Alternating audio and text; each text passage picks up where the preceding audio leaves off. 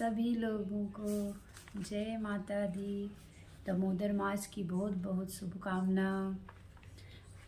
कल हम आप लोगों को 10 तक सुनाए थे, 10 अध्याय कार्तिक माह। आज मैं 11वें अध्याय आप लोगों को सुना रही हूँ। आप लोग ज़रूर सुनिए। कार्तिक नहाने वाले सभी प्रेमी को राधे राधे। एक समय श्री वेद व्यास जी ने नारद मुनि से पूछा कि हे व्यास जी, सब आश्रमों में गृहस्थ आश्रम श्रेष्ठ क्यों माना गया है? तब व्यास जी ने कहा, जैसे समस्त नदियाँ समुद्र में जाकर आश्रय पाती हैं और सब जीव माता का आश्रय पाकर जीवित रहते हैं, उसी प्रकार भिक्षुक, ब्रह्मचारी, सन्यासी, विद्यार्थी, गुरु पूजक तथा यात्री, ये 6 जीव का रहित होने पर भी गृहस्थ का ही आश्रय पाते हैं। इन लोगों के पास कोई गृहस्थ नहीं होता, फिर भी गृहस्थ आश्रम में ही पाते हैं। नारद, इस संबंध में मैं तुम्हें एक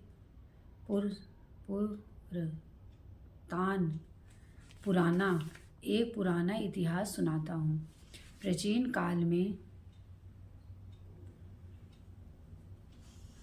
प्राचीन काल में उत्तानपाद राजा का उत्तम नाम का पुत्र अत्यंत बलवान था, मदिरा पीने वाला तथा राजा बनने पर उसने बहुला नाम वाली स्त्री से विवाह किया। राजा रानी दोनों स्नेह पूर्वक रहने लगे। एक दिन राजा ने वैश्या का नृत्य देखते हुए मदिरा पान किया, साथ ही अपनी स्त्री को मदिरा पीने का आग्रह किया, परंतु रानी ने उसका कहना नहीं माना। तब राजा ने क्रोधित होकर अपने सेवकों को निर्जन वन में रानी को छोड़ आने की आज्ञा दी। राजा के मंत्री राजा की आज्ञा का पालन किया। इसके पश्चात राजा ने दूसरा विवाह नहीं किया और रानी के वियोग को सहन करते हुए प्रजा का पुत्र के समान पालन करने लगा। एक दिन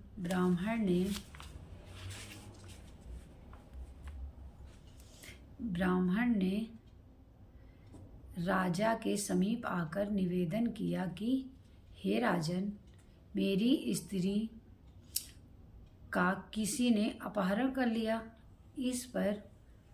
इस कारण अत्यंत दुखित और आप उसे तलाश करके मुझे प्राप्त कराने की व्यवस्था करें। राजा ने कहा कि महाराज, मुझे नहीं मालूम कि आपकी स्त्री को कौन, किधर और कहाँ से ले गया। इस स्थिति में उसे ढूंढ कर कहाँ से ला सकता हूँ? यह सुनकर ब्राह्मण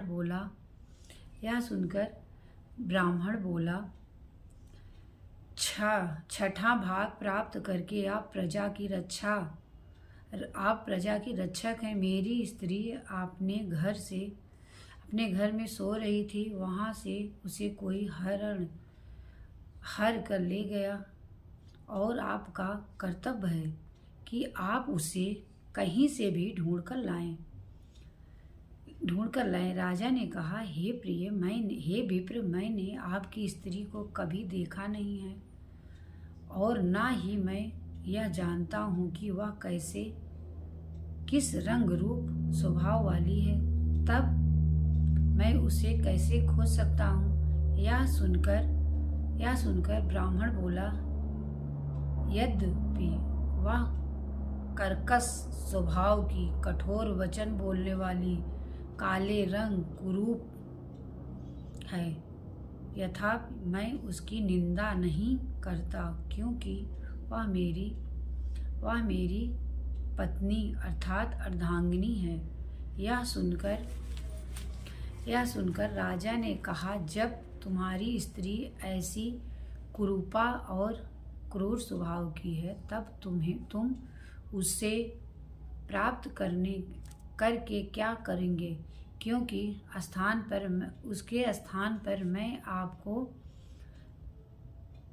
सुंदर सुशील स्वभाव की अन्य स्त्री लाकर दे सकता हूँ।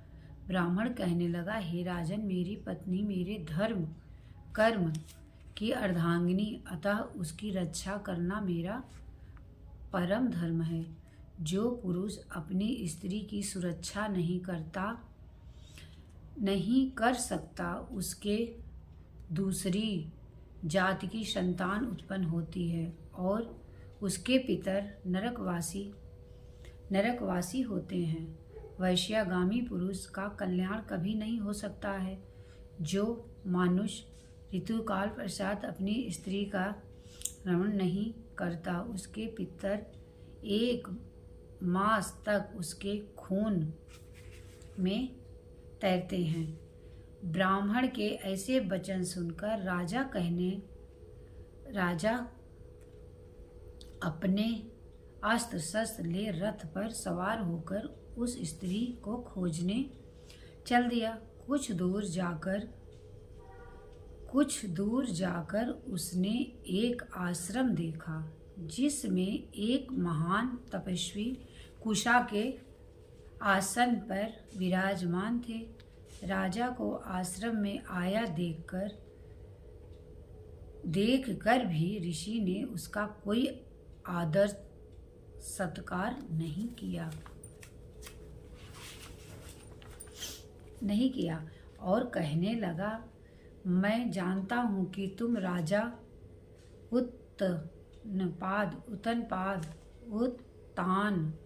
उत्तानपाद के पुत्र हो, मगर यहाँ किस कारण आए हो? राजा ने कहा, हे मुनि, एक ब्राह्मण के घर से कोई उसकी स्त्री को हरण कर ले गया है। मैं उसी की खोज में इधर आया हूँ, मगर आपने तो अर्धयाद और ना ही किसी प्रकार का आदर सत्कार किया। इसका क्या कारण है? तब ऋषि ने उत्तर दिया, हे राजन, तुम अर्ध योग होते हुए भी इस समय उसके पात्र नहीं हो, क्योंकि तुमने अपनी निरपराध स्त्री का वन में त्याग किया है, जहाँ स्त्री का यह धर्म है कि तन मन से पति की सेवा करे तथा उसकी आज्ञाकारिणी रहे। वहाँ पति का भी यह परम धर्म है कि वह अपनी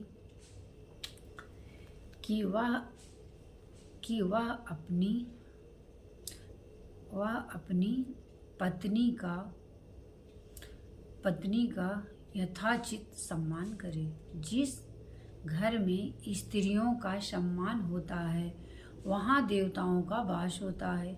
इसके विपरीत जहाँ स्त्रियों का आदर होता है, वहाँ निरादर होता है।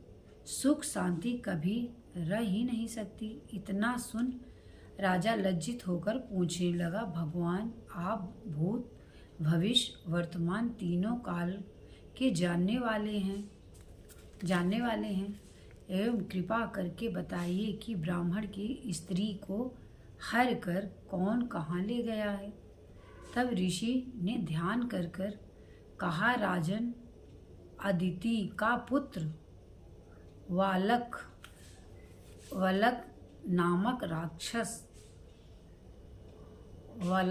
नामक राक्षस उस ब्राह्मणी को हर कर वन में ले गया है और तुम उसको ढूंढकर ब्राह्मण का सहयोग कराओ। उसके बाद राजा मुनि को प्रणाम करके अपने रथ पर सवार होकर वन में जा पहुंचा। जहां जाकर राजा ने देखा कि एक स्त्री बेल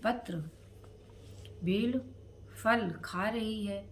ब्राह्मण ने जैसा बताया था वैसे ही रंग रूप देखकर राजा ने उसे पहचान लिया और कहा, हे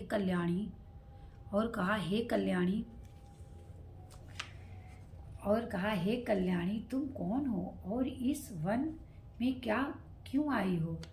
तब ब्रह्माणी बोली, मैं अति रात्र की पुत्री विलास पुत्र की स्त्री हूँ। मैं अपने घर में सो रही थी। वलाक नामक राक्षस अपहरण करके मुझे यहाँ ले आया है। यहाँ लाने के बाद उसने तो मुझे किसी प्रकार का कष्ट दिया ही नहीं, ना ही मेरा पतिव्रता नष्ट करने का प्रयत्न किया है। इतना होने पर भी मैं अत्यंत दुखी हूँ। राजा ने पूछा कि हे ब्रह्माणी वह राक्षस कहाँ गया? तब ब्रह्माणी ने बताया कि वह इस वन से अमुक स्थान पर गया है। तब राजा ब्रह्माणी द्वारा बताए स्थान पर पहुंचा तो राक्षस देखते ही राजा के चरणों पर गिर कर बोला, राजन मेरे लिए क्या आज्ञा है? तब राजा ने कहा, अरे निशाचर, तू ब्रह्माणी को हर कर क्यों लाया है? तू इसके साथ विवाह करना चाहता है तो देख, यह अत्यंत कुरूप है और यदि तेरी खाने की इच्छा है तो वैसा कह। तब राक्षस कहने लगा, राजन मेरे घर में अनेक रूपवती अप्सराएं हैं। उनके अतिरिक्त मैं कभी किसी स्त्री से भोग की इच्छा नहीं की है। ना मैं मांस भक्षण करता हूँ। मैं तो पूर्व जन्म के पापों का प्रायश्चित कर रहा हूँ। इस ब्रह्माणी का पति राक्षसों को मारने का मंत्र जानता है और जब हम यज्ञ का अन्न ग्रहण करने के लिए जाते हैं तो वह हमको वहाँ से भगा देता है, क्योंकि आजकल यज्ञ का आचार वही बनता है। इस कारण उस ब्राह्मण को दुखी करने के लिए मैं उसकी स्त्री को हर कर लाया हूँ।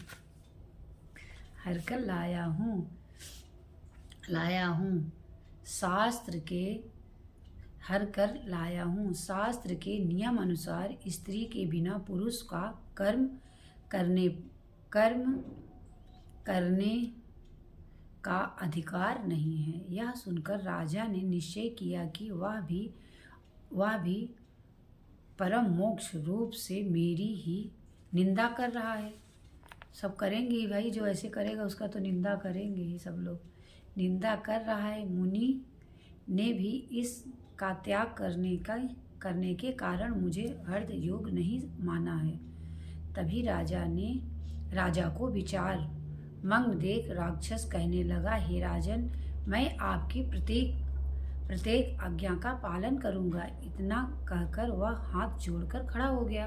राजा ने कहा, हे निशाचर, तुम इस ब्रह्माणी को इसके घर पहुंचा दो और उसके बाद जब भी मैं याद करूं तुम मेरे पास आ जाना। इतना कहते ही वह राक्षस ब्रह्माणी को लेकर उसके घर छोड़ने चला गया। इसके बाद राजा विचारने लगा कि मैंने अपनी निर्दोष पत्नी को घर से निकाल दिया है और अब मैं कौन सा ऐसा पुण्य कार्य करूं जिससे इस श्राप से निमृत हो। तब राजा ने पुनः उसी मुनि के पास जाकर उससे अपना कर्तव्य पूछा। मुनि ने कहा, हे राजन, पुरुष के लिए स्त्री धर्म, काम और मोक्ष सभी कुछ देने वाली है। इतना ही नहीं, स्त्री के बिना इस लोक तथा परलोक कहीं पर भी फल की प्राप्ति नहीं हो सकती है, चाहे वह कुरूप, मूर्ख, रोगी, दरिद्रता या खोटे स्वभाव वाली क्यों न हो। पुरुष को उसका सम्मान करना चाहिए। तब राजा कहने लगा, हे मुनि, मैंने अपनी निर्दोष पतिव्रता स्त्री का त्याग किया है और अब मैं क्या करूं? तब मुनि ने कहा, हे राजन, तुम्हारी स्त्री को अकेली वन में घूमते हुए देखा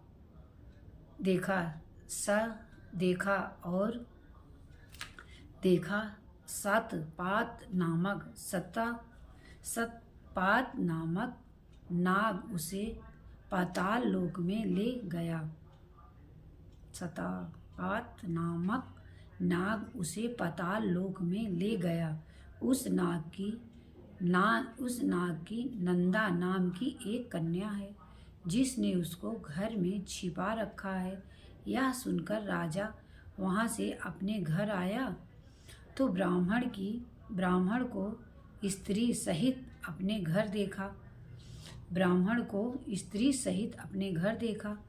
अत्यंत प्रसन्न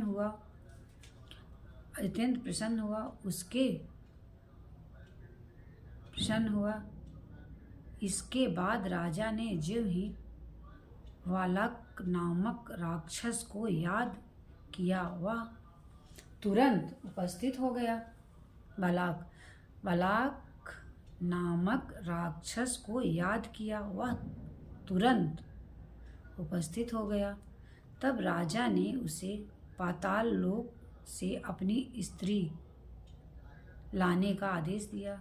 आज्ञा मिलते ही बालक पाताल लोक गया और वहां से राजा की स्त्री लाकर उनको सौंप दी। तदनंतर राजा और रानी स्नेह पूर्वक रहने लगे।